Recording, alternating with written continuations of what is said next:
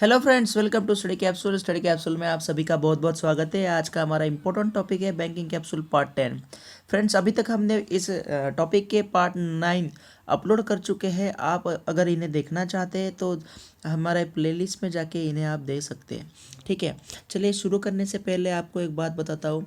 आपसे एक रिक्वेस्ट है, अगर अभी तक आपने हमारा चैनल सब्सक्राइब नहीं किया है तो प्लीज़ डू सब्सक्राइब इट। अगर कोई वीडियो पसंद आए तो ज़रूर इसे लाइक कीजिए और शेयर भी कीजिए। कोई भी कमेंट हो, क्वेरी हो या फिर डाउट हो रिलेटेड टू स्टडी, आप हमें मेल कर सकते हो। और मेल एड्रेस है studycapsule15@gmail.com, या फिर फेसबुक पे भी फॉलो कर सकते हो। यहाँ पे हमने एक व्हाट्सअप नंबर प्रोवाइड किया है फ्रेंड्स। ये जो नंबर है इस पे आप हमें आपको अगर हमारे पीडीएफ चाहिए इन हमारे सारे वीडियोज़ के, जिसमें मोर देन 1000 क्वेश्चंस अवेलेबल है, ऐसे पीडीएफ अगर आपको चाहिए तो आप हमें पेटीएम या फिर फ्री चार्ज कर सकते हो, ₹30 ओनली। ठीक है, ये फ्री चार्ज करने के बाद इस नंबर पे आपको ये पेटीएम या फिर पे करने के बाद अमाउंट पे करने के बाद इसका स्क्रीनशॉट लेके आपको हमें इस नंबर पे व्हाट्सअप करना है। इस पर्पज़ के लिए हमने ये व्हाट्सअप नंबर आपसे इंट्रोड्यूस किया है। तो जो हमारा नंबर है 7083761631। ठीक है फ्रेंड्स, इस नंबर पे आप वो स्क्रीनशॉट अगर आप हमें भेजेंगे तो हम इन सारी वीडियोज़ के पीडीएफ फॉर्मेट्स आपको मेल कर देंगे। ठीक है, इन स्क्रीनशॉट के साथ अपना नाम, ईमेल एड्रेस और कॉन्टैक्ट नंबर भेजना ना भूलिएगा। ठीक है, तो चलिए फ्रेंड्स, इसके साथ और एक बात है, छोटी सी बात है कि please do not call on this number, या फिर चैट भी मत कीजिए। ये सिर्फ पीडीएफ पर्पज़ के लिए हमने ये नंबर आपसे इंट्रोड्यूस किया। ठीक है, चलिए आज का हमारा इम्पोर्टेंट टॉपिक शुरू करते हैं। Banking capsule part 10। इसका फर्स्ट क्वेश्चन है FCCB स्टैंड्स फॉर। फ्रेंड्स, इसका सही आंसर है option C, foreign currency convertible bond. ये जो FCCB बॉन्ड है फ्रेंड्स, इसका एक अलग पर्पज़ है। ठीक है, मान लो कि कोई एक कंपनी है TCS, हमारी इंडियन कंपनी है। ठीक है, हमारी इंडियन कंपनी है TCS।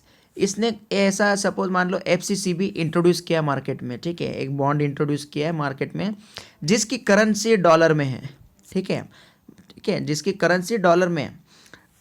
खुद की करेंसी मतलब TCS कंपनी की करेंसी रुपीज़ है, बट इसने ये जो बॉन्ड लाया मार्केट में, फॉरेन करेंसी कन्वर्टिबल बॉन्ड लाया, ये डॉलर के फॉर्म में है। ठीक है, फॉरेन करेंसी में, इसलिए इसे फॉरेन करेंसी कन्वर्टिबल बॉन्ड कहते हैं। ऐसे जो बॉन्ड होते हैं FCCB, ये मिक्सचर ऑफ इक्विटी एंड डेप्ट, मतलब डेप्ट और इक्विटी का एक मिक्सचर होते हैं, combination of this type of instrument. ठीक है, इसलिए इसका सही आंसर है फॉरेन करेंसी कन्वर्टिबल बॉन्ड। चलिए नेक्स्ट क्वेश्चन देखते हैं। हमारा सेकंड क्वेश्चन है, an ECS transaction gets bounced and you are unable to recover your money from your customer, under which act criminal action can be initiated. Friends, ए है और B है। हर महीने suppose as per ECS B से A को पैसे आते हैं। ठीक है, मतलब बी के अकाउंट पे ECS लगा हुआ है। ठीक है, तो ये जो क्लियरिंग ECS है, इलेक्ट्रॉनिक क्लियरिंग सिस्टम हम जिसे कहते हैं, इसका मतलब फंड ट्रांसफ़र की एक सिस्टम है। ठीक है, तो हर महीने में मान लो कि बी के अकाउंट से ए को ऑटोमेटिकली पैसे आते हैं ECS के तहत। ठीक है, ECS के थ्रू। सपोज इसका ट्रांजैक्शन है बी के, आगे के मंथ में इसके ट्रांजैक्शन बाउंस हो गए, मतलब इसका मतलब बाउंस हो गया, ECS बाउंस हो गया, मतलब ए को उसके पैसे नहीं मिले बी की तरफ से।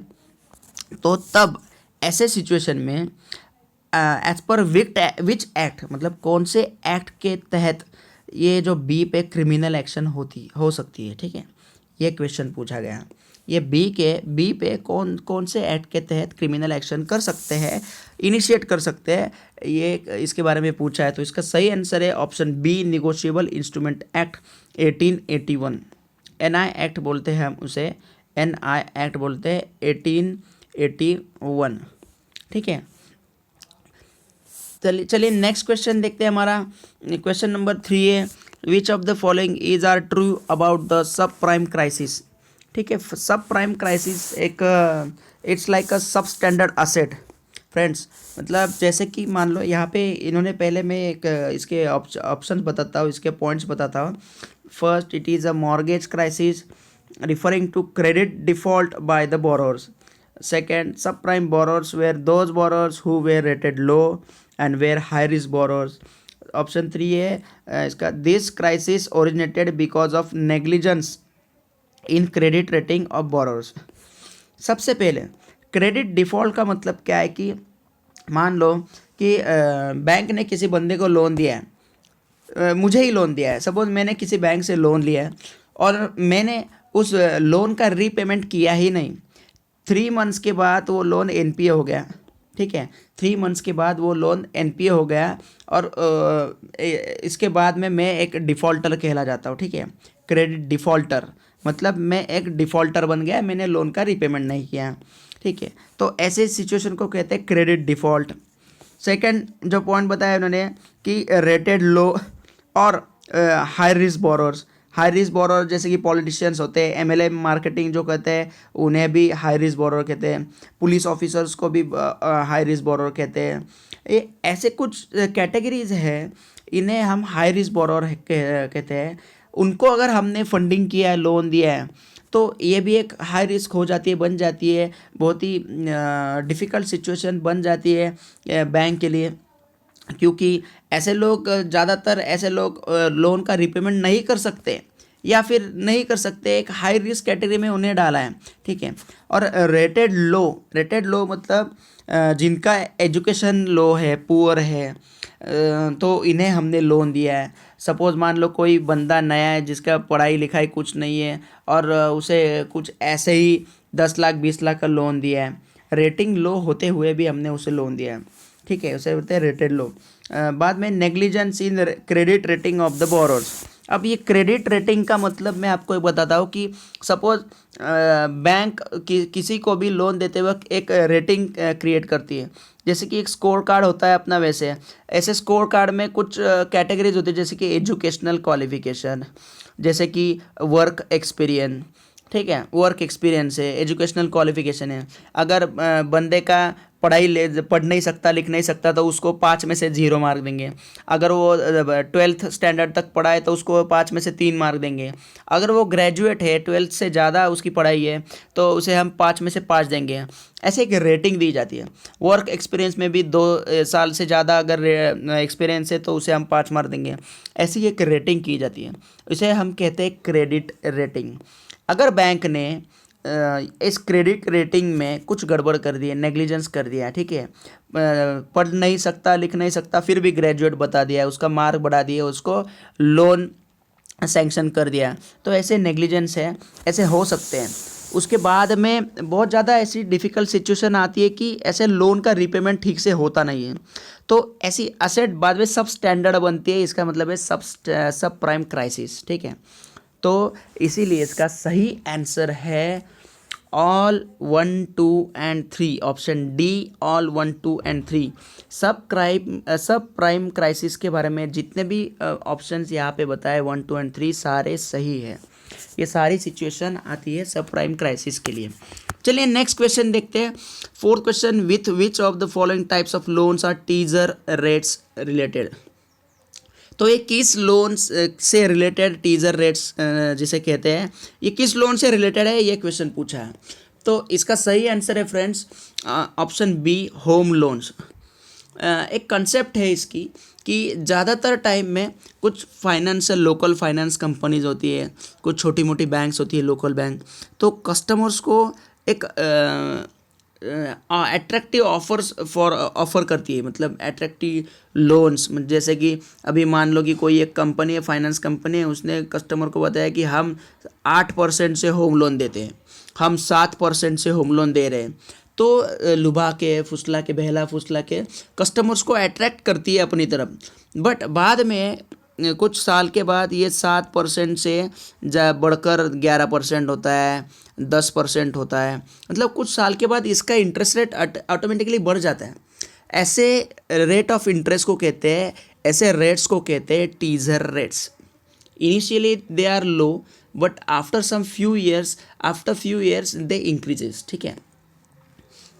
तो ऐसे लोन्स को कहते हैं टीजर रेट्स। चलिए नेक्स्ट क्वेश्चन देखते हैं। फिफ्थ क्वेश्चन है, which foreign bank has unveiled a virtual assistant called Erica that uses artificial intelligence and predictive analytics to learn consumers' personal spending habits and offer financial advice. तो friends इसका सही answer है option C, bank of America. Bank of America के president जो है Thong न्यूएन ये जो प्रेसिडेंट है बैंक ऑफ अमेरिका के, रिटेल बैंकिंग के प्रेसिडेंट है ये, तो इन्होंने इसे लॉन्च किया था। इसे हम आर्टिफिशियली इंटेलिजेंट बॉट भी कह सकते हैं। तो ये किस लिए है? जो भी बैंक के कस्टमर्स है, ये बैंक के कस्टमर्स को कुछ सपोज कुछ डिफ़िकल्टी है डिसीजन लेते समय, फिनेंशियल डिसीजन लेते समय, तो ये जो बॉट है ये इन्हें हेल्प करता है, ये वर्चुअली हेल्प करता है। तो कैसे हेल्प करता है? कस्टमर के साथ चैट करके, वॉइस मैसेज, टेक्स्ट मैसेज देके ये इन्हें हेल्प करता है कस्टमर्स को अपने। इसका एक चैनल है, जैसे कि हर एक कस्टमर के पास इस बैंक का मोबाइल एप्लीकेशन है, तो ये मोबाइल एप्लीकेशन के थ्रू इनसे चैट करता है। इस एप्लीकेशन को, it's kind of technology, it's virtual और डिजिटल असिस्टेंट को कहते हैं हम एरिका। ठीक है, ये जो बैंक का नाम है बैंक ऑफ अमेरिका, ये बैंक ऑफ अमेरिका नाम से ही इसे इंट्रोड्यूस किया गया एरिका करके। ठीक है फ्रेंड्स, ध्यान में रखिएगा, Erica bank of America, Erica bank of Erica, ये आखिर के जो लास्ट 4 लेटर्स है इसे इंट्रोड्यूस किया गया। 6 क्वेश्चन से हमारा 6 क्वेश्चन है, in which of the acts specimen of the cheque bill promissory note is given. Very easy question. Option A negotiable instrument act 1881। ठीक है, नेक्स्ट क्वेश्चन देखते हैं, the banks were nationalise with the which of the following motive. ठीक है, the banks were nationalise with which of the following motive. इसका सही answer है option D, all of the above. जैसे कि ऑप्शन ए है develop the country economically, country को economically develop strong करे, give priority to neglected sectors and exports, जैसे कि पीएसएल है। ठीक है, extend finances to weak and backward classes, ये भी पीएसएल में कन्वर्ट होता है। तो ये जो सारे मोटिव्स है, इन मोटिव को ध्यान में रखते हुए ये बैंक्स को, पहले जो प्राइवेटाइज बैंक थी इन्हें नेशनलाइज कर दिया गया, मतलब पीएसबी पब्लिक सेक्टर में कन्वर्ट कर दिया। ठीक है, इसलिए इसका सही आंसर है option D, all of the above. Next question देखते हैं, question 8, unrestricted exchange of goods and services is called dash. Friends का सही आंसर है फ्री ट्रेड। फ्री ट्रेड मतलब कि जहाँ पे फ्री ट्रेड में कोई भी रेस्ट्रिक्शन नहीं होता गुड्स और सर्विसेज के लिए। जैसे कि मान लो कि मैं कुछ इंपोर्ट कर रहा हूँ, ठीक है, बाहर के कंट्री से कुछ इंपोर्ट कर रहा हूँ, तो मैं कितना भी करूँ मुझ पर कोई रेस्ट्रिक्शन नहीं है। ऐसे ही, ठीक है, ऐसे ही रिस्ट्रिक्शन नहीं है, इसे कहते हैं फ्री ट्रेड। ऐसे ही 2 कंट्रीज़ में अगर कुछ रिस्ट्रिक्शन नहीं है, कितना भी एक्सपोर्ट करो, कितना भी इंपोर्ट करो, इसे कहते हैं फ्री ट्रेड। बट आज कोई भी कंट्री में ऐसा फ्री ट्रेड का ऑप्शन नहीं है ज़्यादा, क्योंकि maximum governments of international markets, ठीक है, maximum governments of other countries impose some restriction. क्योंकि अगर ये रेस्ट्रिक्शन नहीं लाए गए तो काफ़ी सारे यहाँ पे लोकल एम्प्लॉयमेंट को सपोर्ट नहीं होगा, या फिर टूल ऐसे इंपोर्ट और एक्सपोर्ट ऑफ नेचुरल रिसोर्सेज बढ़ सकते हैं। तो इस पे लिमिटेशन लाने के लिए ये फ्री ट्रेड पे कुछ रिस्ट्रिक्शन लाना बहुत इंपॉर्टेंट है। ठीक है, बट ये जो कंसेप्ट है unrestricted exchange of goods and services is called as a free trade. जहाँ पे कुछ लिमिटेशन, कुछ रेस्ट्रिक्शन नहीं है, उसे हम फ्री ट्रेड कहते हैं। नेक्स्ट क्वेश्चन देखते हैं, 9th question, SEBI reconstitutes panel on disclosure accounting standards, the 17-member committee on disclosures and accounting standards chaired by dash। Friends इसका सही आंसर है ऑप्शन सी, इशात हुसैन। ये जो 17 मेंबर कमेटी है इसे चेयर्ड बाय किया गया इशात हुसैन जी ने। ये जो ऑनरेबल इशात हुसैन सर है, ये टाटा सन्स के डायरेक्टर है, फाइनेंस डिपार्टमेंट के डायरेक्टर थे। और इनके बारे में रिसेंटली एक न्यूज़ में और एक बात बताना चाहता हूँ कि साइरस मिस्त्री के एग्जिट के लिए इन्होंने वोट नहीं किया था। ठीक है, इन्होंने ये ही डिड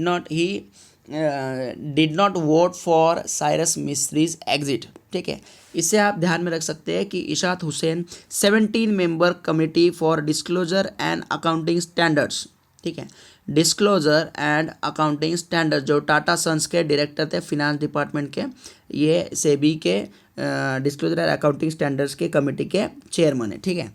नेक्स्ट क्वेश्चन है हमारा 10th question, which of the following is the first bank in India to carry out overseas transaction in a few minutes via blockchain. इसका सही आंसर है friends option B, ICICI bank. तो ये जो ICICI bank ने ये जो नई टेक्नोलॉजी लाई है मार्केट में, blockchain, it is one of the few banks in the world, ठीक है, who has introduce this technology blockchain. अब ये ब्लॉकचेन टेक्नोलॉजी क्या है, किस लिए यूज़ करते हैं और इसने किसके साथ पार्टनरशिप किए, देखते हैं कि आईसीआईसीआई बैंक ने दुबई की अमीरातीज एनबीडी, ये जो बैंक है दूसरी बैंक है, इसके साथ पार्टनरशिप में अक्टूबर 2016 में ये टेक्नोलॉजी फर्स्ट यूज़ की, ठीक है, अक्टूबर 2016 में ये टेक्नोलॉजी इंट्रोड्यूस की मार्केट में। तो to exchange and authenticate remittance transaction messages as well as original international trade documents related to purchase order, invoice, shipping insurance, among others, electronically on blockchain in real time। जैसे कि friends आपको पता होगा letter of credit, bank guarantee जैसे कुछ आपने नाम सुने होंगे, तो ये नॉन फंड बेस्ड कुछ एडवांसेस है, ठीक है।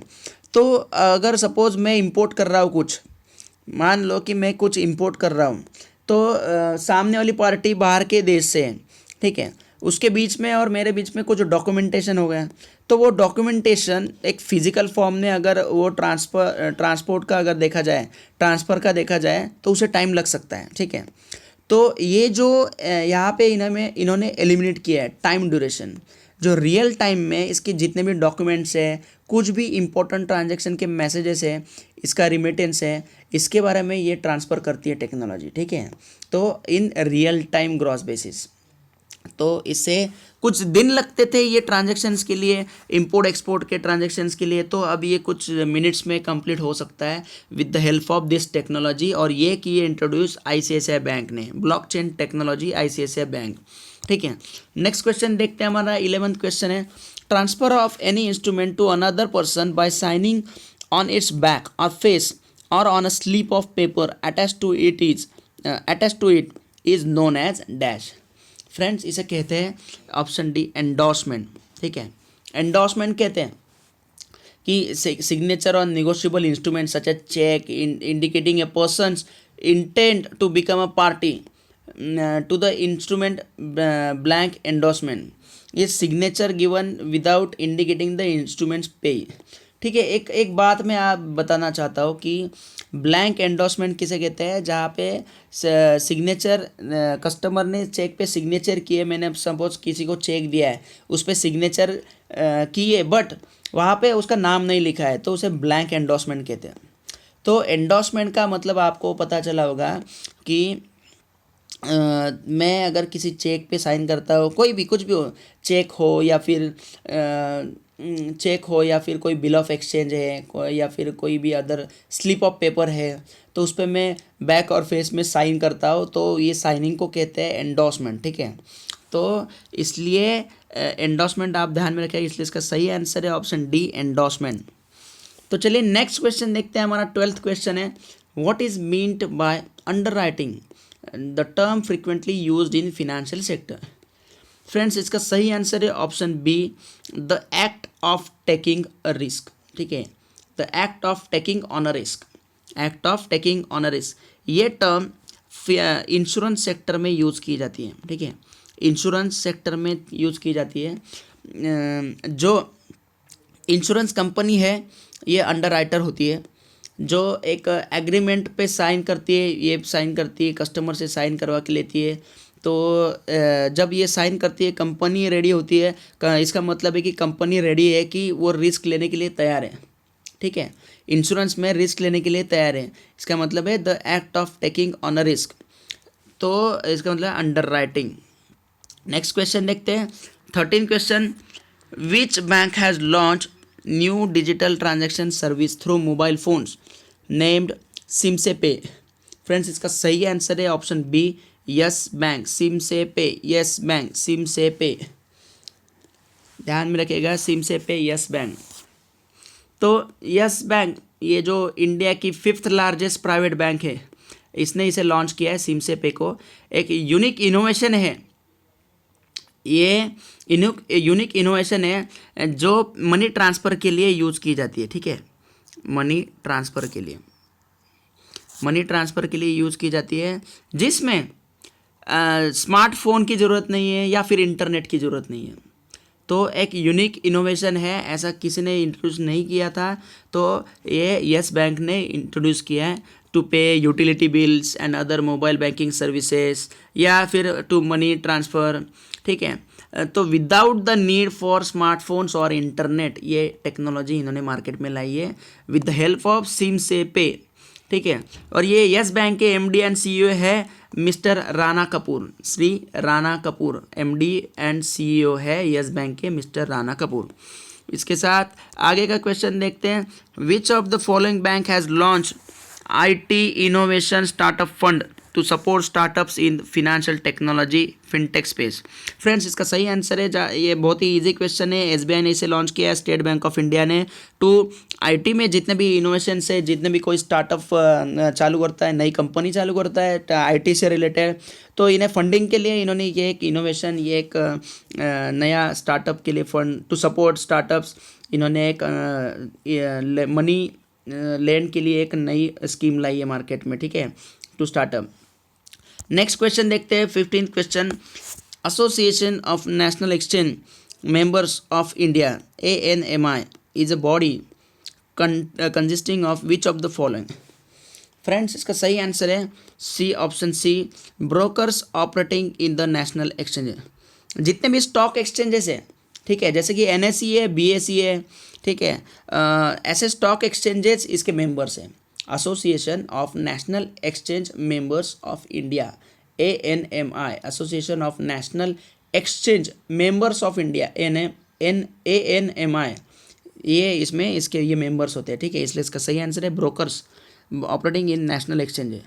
और ये जो ANMI है एस्टेब्लिश हुई थी 1996 में, ये और ये कैपिटल मार्केट से रिलेटेड है। ठीक है, नेक्स्ट क्वेश्चन देखते हैं, 16th question, authorised dealers for foreign exchange transaction are appointed by which of the following. Friend, जो डीलर होते हैं, ये डीलर के बारे में भी आपको बताता हूँ थोड़ा, बट इसके पहले ये अपॉइंट कौन करता है देखते हैं। इसका सही आंसर है ARBI। ठीक है, जो रिजर्व बैंक है अपनी, रिजर्व बैंक ऑफ इंडिया, ये ऐसे ऑथोराइज्ड डीलर को अपॉइंट करती हैं। तो ये डीलर क्या होते हैं एग्जैक्टली, जो फॉरेन ट्रांजैक्शंस की रिस्पॉन्सिबिलिटी रहती है, इसका काम करते हैं, इसके एक तरह से एजेंट होते हैं। तो इस डीलर में 3 कैटेगरीज हैं। कैटेगरी वन में ऑल कमर्शियल बैंक्स, लगभग आई थिंक ये कैटेगरी 1 में 106 बैंक्स है ऑलमोस्ट। मैंने देखा RBI की वेबसाइट पे, सर्कुलर में देखा मैंने कि इस कैटेगरी में अराउंड 106 कमर्शियल बैंक्स हैं, जिसमें सारी बड़ी बड़ी बैंक्स है, private bank, public sector banks आती हैं। देन कैटेगरी 2 है, ये कैटेगरी 2 में कुछ फर्म्स है, कुछ छोटी मोटी लोकल कंपनीज है, या फिर और डिपार्टमेंट ऑफ पोस्ट है। ठीक है, डिपार्टमेंट ऑफ पोस्ट, ये डिपार्टमेंट ऑफ पोस्ट है, तो ये भी इंक्लूड है कैटेगरी 2 में। और कैटेगरी 3 में इंक्लूड है कुछ ऐसी ऑर्गेनाइजेशन, बड़ी बड़ी बॉडीज़ है। ठीक है, जैसे कि CCIL है, क्लियरिंग कॉरपोरेशन, एक्जिम बैंक है, और सिडबी है जो IDBI की सब्सिडरी है, सिडबी है। ऐसे कुछ ऑर्गेनाइजेशंस है, ये कैटेगरी 3 में आती है। ठीक है फ्रेंड्स, इसलिए इसका सही आंसर आप यहाँ पे क्वेश्चन के हिसाब से देखिए, इसका सही आंसर है RBI अपॉइंट करती है ऐसे डीलर्स को। ठीक है, नेक्स्ट क्वेश्चन देखते हैं, हमारा 17th क्वेश्चन है, एक्सपांड NDTL। ये बहुत ही इजी क्वेश्चन है फ्रेंड्स। NDTL और RTGS के बारे में कई बार क्वेश्चन पूछे जा चुके हैं। तो NDTL का यहाँ पे ऑप्शन है B, net demand and time liabilities. ठीक है, NDTL, net demand and time liabilities, इसका मतलब क्या है कि लाइबिलिटीज़ मतलब क्या है कि मान लो कि बैंक है, मैं बैंक चला रहा हूँ, तो जितने भी कस्टमर्स ने सेविंग अकाउंट में पैसे रखे हैं, फिक्स डिपॉजिट में पैसे रखे हैं, तो ये मेरे लिए मतलब बैंक के लिए ये लाइबिलिटी हो गई। ठीक है, बैंक के लिए ये एक लायबिलिटी हो गई, क्योंकि ये पैसा तो आ रहा है, लोगों ने फिक्स डिपॉजिट किया है, बट उनको फिर से वापस तो करना है कस्टमर को। वो कब करना है? ऑन डिमांड या फिर एक फिक्स टाइम में। इसलिए नेट डिमांड। डिमांड मतलब जैसे कि मान लो कोई किसी कस्टमर ने 1 साल के लिए एफडी की फिक्स डिपॉजिट करी है, ठीक है, बट उसे वो 2 महीने में उसे वो बोल रहा है कि मुझे वो निकालना है पैसा, तो ऑन डिमांड या फिर सेविंग अकाउंट में से पैसे कभी भी ऑन डिमांड वो कस्टमर निकाल लेता है। तो जैसे ही कस्टमर की डिमांड है तब हम उसे देते हैं, तो ऐसी लायबिलिटी को कहते हैं डिमांड लायबिलिटी। और टाइम लायबिलिटी मतलब कुछ फिक्स्ड अमाउंट के फिक्स ड्यूरेशन के बाद में हम उसे कस्टमर को वापस करते हैं, बैंक वापस करती है, तो ऐसी लायबिलिटी को कहते हैं टाइम लायबिलिटी। इसलिए एनडीडीएल का फुल फॉर्म है net demand and time liabilities. Next question है 18 question. Which of the following bank has launched India's first internationally listed certified green bond to finance climate change solutions around the world at London Stock Exchange? Friends, जितने भी मतलब greenfield solutions हैं, ठीक है, इन्हें finance करने के लिए, इन्हें बूस्ट करने के लिए इन्होंने एक ग्रीन बॉन्ड एस्टेब्लिश किया, मार्केट में लाया ग्रीन बॉन्ड। ये कौन सी ऐसी बैंक है जिसने ऐसे ग्रीन बॉन्ड लाए, जैसे क्लाइमेट चेंज सॉल्यूशंस को बूस्ट करने के लिए इन्होंने बॉन्ड लाए। बॉन्ड क्यों होता है फ्रेंड्स? क्योंकि कंपनी को अगर फंड रेज करना है, कि बाहर से फंड इकट्ठा करना है, रेज करना है, तो इस टाइम पे वो ऐसे बॉन्ड इशू करती है, जैसे कि बॉन्ड बेच के उन्हें पैसे मिले। और ये पैसे अब ये कहाँ यूज़ करने वाले? क्लाइमेट चेंज सॉल्यूशंस के लिए, to finance climate change solutions के लिए, ठीक है, अराउंड द वर्ल्ड। और यह कहाँ पे इंट्रोड्यूस किया है? लंदन स्टॉक एक्सचेंज में इंट्रोड्यूस किया है। कौन सी बैंक ने? तो इसका सही आंसर है ऑप्शन बी, एक्सिस बैंक। तो एक्सिस बैंक ने इसे इंट्रोड्यूस किया है, ऐसे ग्रीन बॉन्ड्स को, जिससे वो फाइनेंस करेगी क्लाइमेट चेंज सॉल्यूशंस को around the world at London stock exchange, ठीक है। नेक्स्ट क्वेश्चन देखते हैं, 19 question. RBI constituted an expert committee for examining its current monetary policy framework. Who is the chairman of the committee? Friends, इसका सही answer है option D, doctor Urjit Patel. ये जो committee थी, ठीक है, ये जो एक्सपर्ट कमिटी थी, ये सितंबर 2016 में इंट्रोड्यूस की गई थी, ठीक है, सितंबर 2016 में इंट्रोड्यूस की थी, जब रघुराम राजन सर पहले जब गवर्नर थे तब ये इंट्रोड्यूस की गई थी। उस टाइम पे ये जो डॉक्टर उर्जित पटेल है, ठीक है, डिप्यूटी गवर्नर थे, उन्हें चेयरपर्सन किया गया था, ठीक है, to for examining its current monetary policy framework, ठीक है, ध्यान में रखिएगा, doctor Urjit Patel. Which of the following bank holds share in NSDL? ठीक है फ्रेंड्स, दो तरह के रहते हैं दोस्तों, एक तो प्रमोटर्स होते हैं और शेयर होल्डर्स रहते हैं, ठीक है। तो यहाँ पे मैं आपको एक बात बताता हूँ कि यहाँ पे इसका सही आंसर कौन सा है? NSDL, नेशनल स्टॉक एक्सचेंज, ठीक है, NSDL जो जिसके बारे में पूछा गया है, NSDL, तो इसमें किसके शेयर होल्डर्स है? तो इसका सही आंसर है option E, all of these. ये सभी बैंक्स जो दिखाई है यहाँ पे ऑप्शन में, सभी बैंक इसकी शेयर होल्डर्स है। और अदर और कुछ होल्डर्स है, इसमें स्टेट बैंक ऑफ इंडिया भी है, देना बैंक भी है, डच बैंक भी है, HDFC बैंक भी है, सिटी बैंक भी है। और जो NSDL है, इसके प्रमोटर्स में IDBI बैंक का नाम है, और प्रमोटर्स में IDBI बैंक का है, UTI का है, ऐसे भी है। आप देख सकते हैं, आप इसको गूगल भी कर सकते हैं, इसके बारे में आपको आगे भी हम सेपरेट हमारे वीडियोस में ऑर्गेनाइजेशन के बारे में बताएंगे। चलिए हमारा नेक्स्ट क्वेश्चन देखते हैं, question 21। National securities depository limited NSDL is promoted by which of the following? Friends, यहाँ पे हमने फिर से एक बार उस पर क्वेश्चन लिया है। NSDL, जिसे हम नेशनल सिक्योरिटीज़ डिपॉजिटरी लिमिटेड, जिसके बारे में पूछा गया, is promoted by which of the following? देखिए, पहले क्वेश्चन में शेयर होल्डर्स के बारे में पूछा गया था, इस क्वेश्चन में हमने ये प्रमोटर्स कौन कौन है इसके बारे में पूछा है।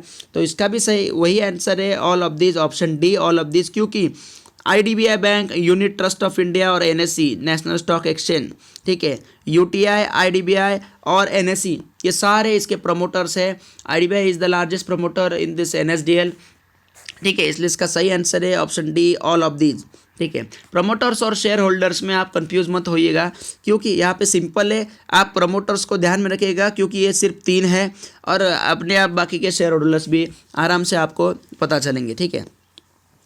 चलिए नेक्स्ट क्वेश्चन देखते हैं 22nd। If a promoter setting up a small finance bank desires to set up a payment bank, the firm should set up both types of banks under a dash structure. इसका सही answer है option B, NOFHC, NOFHC। इसका full form है non operative financial holding company, non operative financial holding company structure. If the promoter setting up a small finance bank desire to set up a payment bank, the firm should set up both types of banks under non-operative financial holding company, ठीक है। चलिए next question देखते हैं 23rd question. In the term strips, STRIPS, the letter S denotes. इसका सही answer है option A, separate. इसका full form है separate trading of registered interest and principal of securities. Separate trading, trading मतलब trade करना, जैसे भी रजिस्टर्ड जो भी इंटरेस्ट एंड प्रिंसिपल है, मतलब जो भी कुछ सिक्योरिटी है, ठीक है। यहाँ पे मैं आपको एक्सप्लेन करता हूँ कि सिक्योरिटी जो है उसका प्रिंसिपल और इंटरेस्ट उन दोनों का सेपरेट से ट्रेडिंग होता है, ठीक है। तो इसे हम कहते हैं separate trading of registered interest and principal of securities strips, इसलिए इसका सही आंसर है सेपरेट। चलिए नेक्स्ट क्वेश्चन देखते हैं 24th question. The term ways and means advances means, ठीक है, ये जनरली ये गवर्नमेंट को जो लेंडिंग किया जाता है उसमें ये यूज़ किए जाते हैं वेज एंड मीन्स, इसलिए इसका सही आंसर है ऑप्शन बी। इसके बारे में पहले भी मैंने मेंशन किया मेरे क्वेश्चंस में, ठीक है, डिटेल में मेंशन किया था, तो फिर से एक बार इसका आंसर देखते हैं option B. The temporary advance made to the government by its bankers to bridge the interval between expenditure and the flow of receipt of revenue.